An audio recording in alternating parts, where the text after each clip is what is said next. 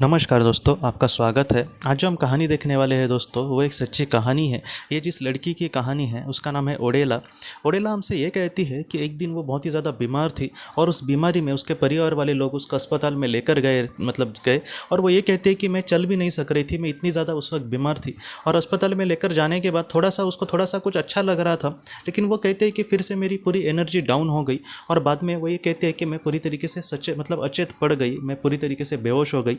और उसके बाद ओडेला हमसे ये कहती है कि उसने अपने आप को एक सुरंग में ऐसे जाते हुए देखा। वो ये कहते हैं कि वो काले रंग की सुरंग नहीं थी, वो पूरी तरीके से जैसे डार्क रंग जैसे होते हैं, जैसे एकदम पर्पल डार्क वगैरह या फिर रेड डार्क, इस तरीके से वो रंग थे और वैसे रंग की वो सुरंग थी। और वहाँ पर माहौल जो था वो बहुत ही शांतिपूर्ण था।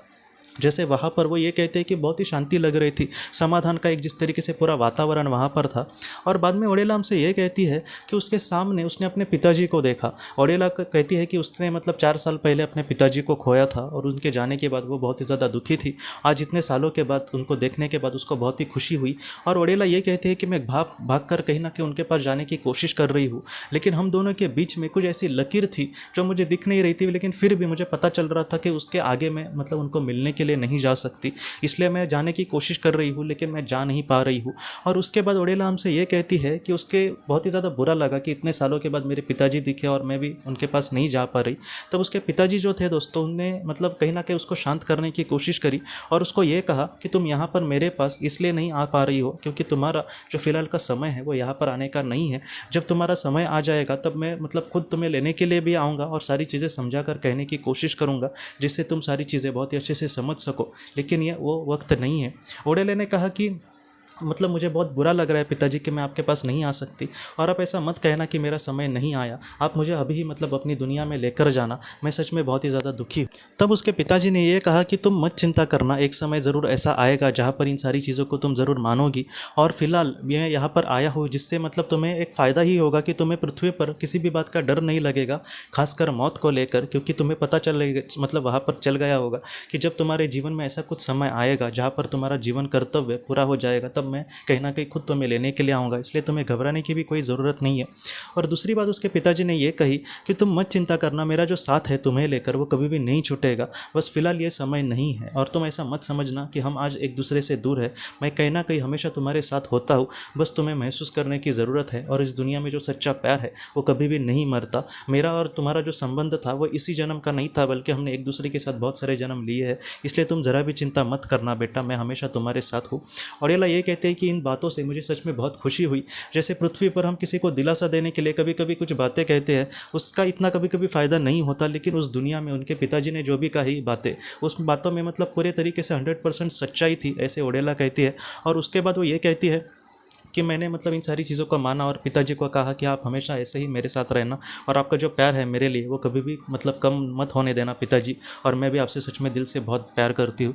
और उसके पिताजी ने कहा कि मैं भी तुमसे बहुत प्यार करता हूँ बेटा, अब मैं फिर से तुम्हें पृथ्वी पर भेज रहा हूँ, तुम अच्छे तरीके से जाना और अपना प्लीज़ ख्याल रखना।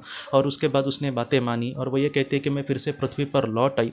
और बाद में ओडेला ये कहती है कि पृथ्वी पर लौटने के बाद धीरे धीरे उसकी जो बीमारी थी वो धीरे धीरे ठीक हो गई। और उसके बाद वो ये कहती है कि मैं एक अच्छी आज राह पर चल रही हूँ, जितना हो सके अगर किसी ने किसी अपने को खोया है तो मैं आज उनको समझाने की कोशिश करती हूँ कि वो लोग कहीं ना कहीं ज़रूर जिंदा है और वो कहीं ना कहीं हमेशा आपके साथ है, क्योंकि हमारा जो सच्चा प्यार है वो कभी भी नहीं मरता। तो इस तरीके से ओडेला अपने जीवन में आगे बढ़ रही है।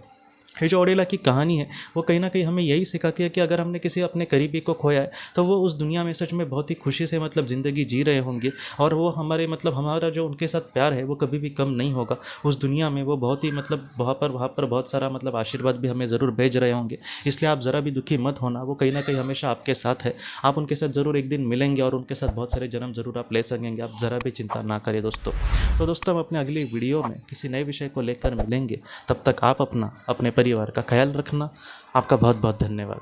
ज़िंदगी की रोशनी ये एक कंसल्टेंसी है जो ऐसे लोगों को मदद करने की कोशिश करती है जिन्होंने किसी अपने को खोया है, या फिर जो लोग अपने जीवन में बहुत ही ज़्यादा दुखी है। जो लोग इस संस्था के साथ जुड़ते हैं उन्हें पास्ट लाइफ रिग्रेशन की ऑडियोज़ भेजी जाएगी, जिससे घर बैठे वह पास्ट लाइफ रिग्रेशन का अभ्यास कर सकते हैं, और उन्हें 5 मेडिटेशन ध्यान की भी ऑडियोज़ भेजी जाएगी। और इसके साथ साथ उन्हें PDF किताबें भेजी जाएंगी जो हिंदी और अंग्रेज़ी में है, जो मोबाइल पर या फिर लैपटॉप पर आप उसे पढ़ सकते हैं और 10 ऑडियो बुक्स भी आपको भेजी जाएंगी।